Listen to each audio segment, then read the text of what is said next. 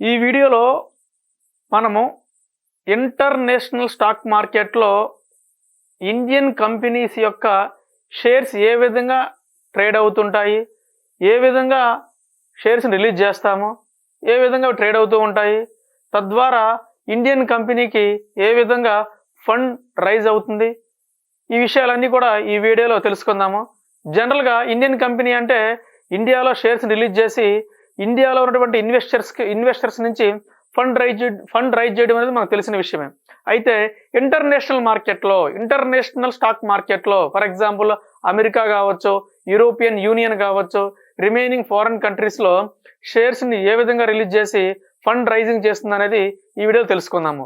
దీనికి సంబంధించి మొట్టమొదటిగా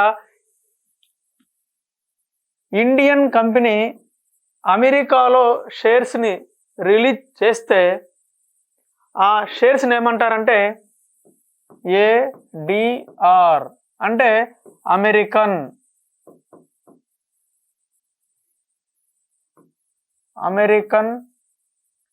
depository receipts. American depository receipts. అదేవిధంగా అమెరికా కాకుండా ఎక్సెప్ట్ అమెరికా రిమైనింగ్ గ్లోబల్ కంట్రీస్లో షేర్స్ రిలీజ్ చేస్తే ఆ షేర్స్ని ఏమంటారంటే గ్లోబల్ జీడిఆర్ అంటాము. దాన్ని గ్లోబల్ డిపాజిటరీ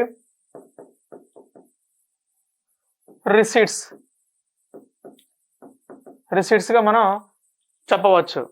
అయితే ఏడిఆర్ అంటే ఏంటి, ఏడిఆర్ని ఏ విధంగా రిలీజ్ చేస్తామో దానికి సంబంధించిన మెకానిజం ఏంటో చూద్దాము. ఒక ఇండియన్ కంపెనీ ఇన్ఫోసిస్ ఉంది. ఇది అమెరికాలో షేర్స్ని రిలీజ్ చేసి ఫారెన్ కరెన్సీని ఫండ్ రైజింగ్కి వెళ్ళాలని అనుకుంది. అప్పుడు ఈ ఇన్ఫోసిస్ ఏం చేస్తుందంటే దీనికి సంబంధించి డొమెస్టిక్ కస్టోడియన్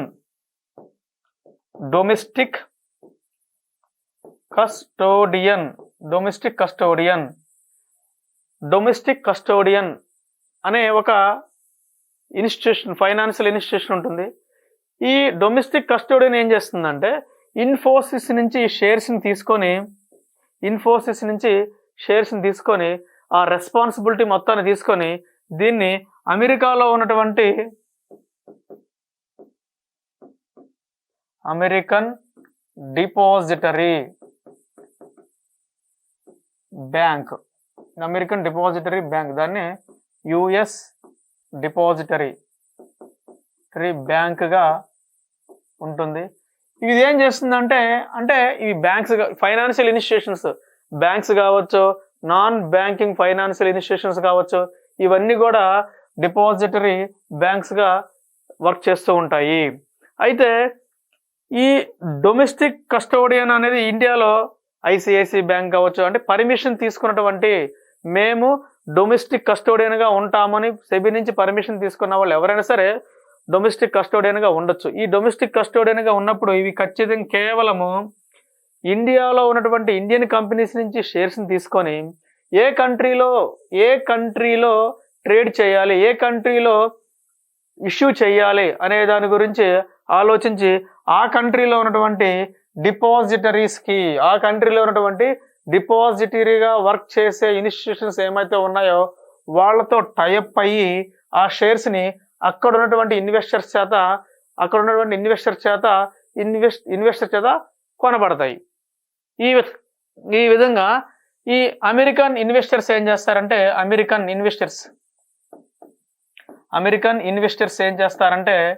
ఈ డిపాజిటరీస్ నుంచి షేర్స్ని కొంటారు. ఈ షేర్స్ అనేవి ఏడిఆర్గా కన్వర్ట్ చేయబడతాయి. అమెరికన్ డిపాజిటరీ రిసీట్స్గా కన్వర్ట్ చేయబడతాయి. ఈ అమెరికన్ డిపాజిటరీ రిసీట్స్గా కన్వర్ట్ చేయబడిన తర్వాత ఇవి ఇన్వెస్టర్స్ చేత కొనబడతాయి. అండ్ రివర్స్లో వాళ్ళకి ఏం వెళ్తుందంటే మనీ వెళ్తుంది అనమాట.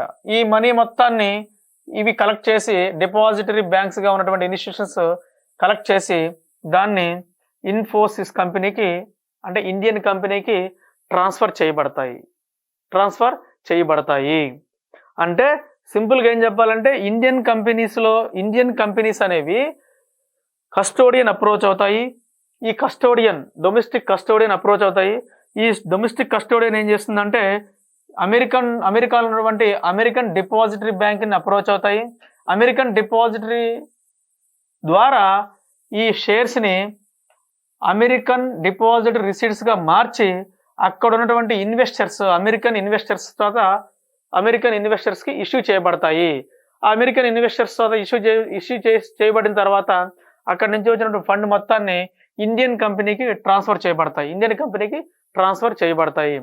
అయితే ఇక్కడ ఉన్నటువంటి ప్రధానమైనటువంటి డౌట్ ఏంటంటే అమెరికాలో ఉన్నటువంటి ఇన్వెస్టర్స్ ఎవరైతే ఉంటారో ఇన్ఫోసిస్ షేర్స్ కొన్నటువంటి అమెరికన్ ఇన్వెస్టర్స్కి ఎలాంటి రైట్స్ ఉంటాయి అంటే ఇండియాలో ఇన్ఫోసిస్ యొక్క షేర్స్ కొన్నటువంటి ఇన్వెస్టర్స్కి ఎలాంటి రైట్స్ అయితే ఉంటాయో అదేవిధంగా అమెరికాలో ఉన్నటువంటి ఇన్వెస్టర్స్ సేమ్ అవే రైట్స్ ఉంటాయి. డివిడెండ్ని డిస్ట్రిబ్యూట్ చేయడంలో కావచ్చు, డెసిషన్ మేకింగ్లో ఉన్నటువంటి ఓనర్షిప్ విషయంలో కావచ్చు, ఇన్వెస్టర్స్ ఇండియాలో ఉన్న అండ్ అమెరికాలో ఉన్నా సరే ఒకే విధమైనటువంటి రైట్స్ ఉంటాయనేది ఇక్కడ తెలుసుకోవాల్సినటువంటి విషయము. ఈ విధంగా ట్రేడ్ అవుతూ ఉంటాయి. అమెరికాలో ఇష్యూ చేయబడితే ఆ షేర్స్ని ఏమంటారంటే ఏడిఆర్గా చెప్పవచ్చు. నెక్స్ట్ జీడిఆర్ అంటే ఏంటి? ఏంటో తెలుసుకుందాము. జీడిఆర్ అంటే ఏంటి? జీడిఆర్ అంటే గ్లోబల్ డిపాజిటరీ రిసీట్స్.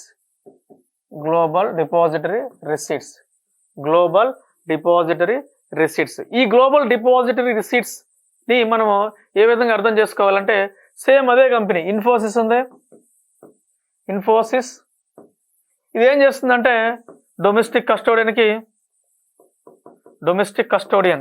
అంటే తెలిసిందే ఆ షేర్స్ యొక్క రెస్పాన్సిబిలిటీ తీసుకోవడం. డొమెస్టిక్ కస్టోడియన్ ఉంటుంది. ఈ డొమెస్టిక్ కస్టోడియన్ ఏం చేస్తుందంటే షేర్స్ని అమెరికాలో రిలీజ్ చేస్తేనేమో అమెరికన్ డిపాజిటరీ బ్యాంక్ ఉంటుంది. అమెరికా కాకుండా ఏ అదర్ కంట్రీ అయినా సరే అంటే యూరోపియన్ కంట్రీస్ అయినా సరే, రష్యా అయినా సరే, ఏ కంట్రీలో రిలీజ్ చేయాలన్నా సరే దాన్ని గ్లోబల్ డిపాజిటరీ బ్యాంక్. ఈ గ్లోబల్ డిపాజిటరీ బ్యాంక్కి ఈ షేర్స్ మొత్తం ట్రాన్స్ఫర్ చేస్తుంది. ఈ ట్రాన్స్ఫర్ చేయబడిన తర్వాత ఏ కంట్రీలో అది షేర్స్ని రిలీజ్ చేస్తుందో ఆ షేర్స్ యొక్క మనీ మొత్తాన్ని కలెక్ట్ చేసి ఇన్ఫోసిస్కి ఇస్తుంది. Same mechanism. అయితే అమెరికాలో రిలీజ్ చేస్తేనేమో ఆ షేర్స్ని ఏడిఆర్గా మనం చెప్తాము. అమెరికాలో కాకుండా ఏ అదర్ కంట్రీ యొక్క స్టాక్ మార్కెట్లో రిలీజ్ చేసినా సరే ఆ షేర్స్ని ఏమంటారంటే గ్లోబల్ డిపాజిటరీ రిసీట్స్గా మనం చెప్తాము. అయితే సేమ్ ఈ గ్లోబల్ డిపాజిటరీ బ్యాంక్ ఏం చేస్తుందంటే జీడిఆర్ని ఇన్వెస్టర్స్కి ఇష్యూ చేస్తుంది. ఈ ఇన్వెస్టర్స్ నుంచి ఫండ్ని కలెక్ట్ చేసి దేనికి ఇస్తుంది? ఇన్ఫోసిస్కి ఇస్తుంది. ఫండ్ని కలెక్ట్ చేసి ఇన్ఫోసిస్కి ఇవ్వడం జరుగుతుంది అన్నమాట. Simple mechanism. సేమ్ ఓనర్షిప్ ఒకటే ఉంటుంది. డెసిషన్ మేకింగ్లో ఇక్కడ ఇండియన్ కంపెనీలో ఉన్నటువంటి ఇండియన్ ఇన్వెస్టర్స్ ఎట్లయితే ఉంటారో ఆ అదర్ కంట్రీస్లో ఉన్నటువంటి investors same rights, same ownership ఏదైతే ఇక్కడ ఇండియాలో ఉంటుందో అదే విధంగా అక్కడ కూడా అవే ఓనర్షిప్ కలిగి ఉంటారు ఇన్వెస్టర్స్ అనేది ఇక్కడ తెలుసుకోవాల్సిన ప్రధానమైన అంశము. అయితే దీనికి సంబంధించి థర్డ్ వన్ ఈ ఐడిఆర్ అంటే ఏంటి? మనం చూద్దాము. ఐడిఆర్ అంటే ఏంటి? Indian depository receipts. Indian depository receipts. Indian depository receipts అంటే ఫారెన్ కంట్రీలో ఉన్నటువంటి కంపెనీ ఏదైనా సరే ఇండియాలో షేర్స్ని రిలీజ్ చేయాలంటే వాటికి మనము ఐడిఆర్గా నేమింగ్ చేస్తాము. ఫారెన్ కంట్రీలో ఉన్నటువంటి జేపీ మోర్గాన్ ఇదేం చేస్తుందంటే ఆ కంట్రీలో ఉన్నటువంటి ఫారెన్ కస్టోడియన్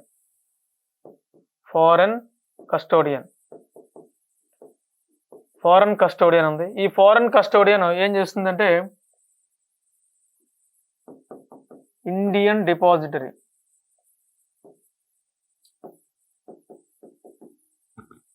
డిపాజిటరీస్ ఏమైతే ఉన్నాయో ఆ ఇండియన్ డిపాజిటరీకి షేర్స్ రిలీజ్ చేస్తుంది. ఆ షేర్స్ ఎలా అంటే ఐడిఆర్గా చేంజ్ అయ్యి ఇండియాలో ఉన్నటువంటి ఇన్వెస్టర్స్కి ఇన్వెస్ట్ చేయబడుతుంది అనమాట. ఇండియన్